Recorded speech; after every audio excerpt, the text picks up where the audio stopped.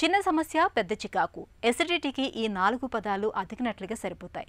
గుండెల్లో మంటగా ఉందని, ఛాతీలో కొలిమి పెట్టినట్లుగా ఉంటుందని మనలో చాలామంది బాధపడుతూ ఉంటారు. ఒక తీరు తెన్ను లేని ఆహారపు అలవాట్లకు తోడు పొగ తాగటం, మద్యపానం వంటి చెడు వ్యసనాల మూలంగా యువతలో ఎసిడిటీ బాధలు ఎక్కువగా కనిపిస్తున్నాయని చెబుతారు డాక్టర్లు. పుల్లటి తేనుపులు, గ్యాస్ ట్రబుల్, పొట్టలో అల్సర్లు ఈ బాధలు అన్నిటినీ కలిపి డాక్టర్లు గ్యాస్ట్రో ఈసోఫేజియల్ రిఫ్లెక్స్ అని, వాడుకలో జీఈఆర్డీ అని పిలుస్తారు. ఛాతీలో కొలిమిని రగిల్చే జీఈఆర్డీ బాధలకు కారణాలు, పరిష్కార మార్గాల గురించి ఇప్పుడు తెలుసుకుందాం. గ్యాస్ట్రో ఈసోఫేజియల్ రిఫ్లక్స్ డిసీజ్ అంటే స్టమక్లో ఉన్న యాసిడ్ ఈసోఫేగస్ అంటే అన్నవాహికలోకి వెళ్ళడం వల్ల వచ్చే డిసీజ్ని గ్యాస్ట్రో ఈసోఫేజియల్ రిఫ్లక్స్ డిసీజ్ అంటారు. జీఆర్డీకి కారణాలు ఏంటంటే మెయిన్గా smoking, alcohol, heavy fatty diet, లేకపోతే హెవీగా పొట్ట నిండా ఫుడ్ తీసుకున్నప్పుడు కానీ, లేకపోతే నాన్ వెజిటేరియన్ డైట్ కానీ, లేకపోతే ఊబకాయం ఉన్నా కానీ, ఇట్లా ఉన్నప్పుడు మనకి జీఆర్డీ వచ్చే రిస్క్ ఉంటుంది అనమాట.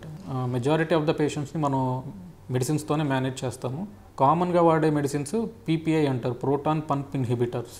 డైలీ ఒకటి పరగడుపున వేసుకోవడానికి మేము ప్రిస్క్రైబ్ చేస్తాం. పేషెంట్స్కి సిమ్టమ్స్ మరీ ఎక్కువగా ఉంటే రోజుకి 2 సార్లు కూడా వేసుకోమని చెప్తాం. వీటితో పాటు ప్రోకైనెటిక్స్ అంటారు, అంటే ఇప్పుడు మనకి అన్నవాహికకి పొట్టకి మధ్యలో లోవర్ ఈసోఫేజియల్ స్పింక్టర్ అంటే ఒక వాల్వ్ లాంటి స్పింక్టర్ ఉంటుంది అనమాట. ఈ ప్రోకైనెటిక్స్ అనేవి ఏం చేస్తాయంటే ఆ లోవర్ ఈసోఫేజియల్ స్పింక్టర్ యొక్క ప్రెషర్ని పెంచుతాయి అన్నమాట. బట్ కాకపోతే ఈ ప్రోకైనెటిక్స్కి కొంచెం సైడ్ ఎఫెక్ట్స్ ఎక్కువగా ఉండడం మూలంగా మనం ఓన్లీ కొంత టైం పీరియడ్ వరకే ఇస్తాం. మేబీ 2 to 4 వీక్స్ వరకు ఈ ప్రోకైనెటిక్స్ కూడా మనం ఇవ్వడం జరుగుతుంది. సో మెయిన్గా మనం మెడిసిన్స్ ద్వారానే దీన్ని ట్రీట్మెంట్ చేయడానికి ట్రై చేస్తాం. ఇవి కాకుండా లైఫ్ స్టైల్ మోడిఫికేషన్స్ చెప్తూ ఉంటాం అనమాట. అంటే లైక్ ఎవరైనా పేషెంట్ స్మోకింగ్ చేస్తున్నా, ఆల్కహాల్ చేస్తున్నా కంప్లీట్గా మానేమని చెప్తాం. లేదు ఎక్కువసార్లు కాఫీ తీసుకోవడం కానీ, లేకపోతే ఎక్కువగా చాక్లెట్స్ తినడం కానీ ఇట్లాంటి అలవాటు ఉంటే తగ్గించుకోమని చెప్తాం. అట్లాగే డైట్ అనేది ఒకేసారి ఫుల్గా కడుపు నిండా తినడం కాకుండా కొంచెం కొంచెం ఎక్కువసార్లు మీల్ తీసుకోమని చెప్తాము. అండ్ కొంతమందికి రిఫ్లెక్స్ మరీ బాగా ఎక్కువగా ఉన్న వాళ్ళకి నిద్రపోయేటప్పుడు కొంచెం తల ఎత్తు పెట్టుకోమని చెప్తాం అనమాట. అలాగే నైట్ డిన్నర్కి స్లీప్కి మధ్యలో 3 to 4 అవర్స్ గ్యాప్ మెయింటైన్ చేయమని కూడా చెప్తాం.